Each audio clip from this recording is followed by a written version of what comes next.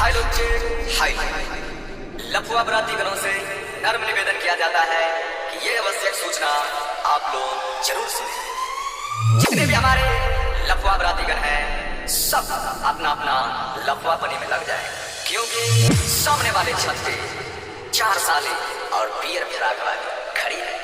कृपया ध्यान दें, आज की रात खा भी ना जाए। डीजे धीरू खजौली बाजार मधुबनी।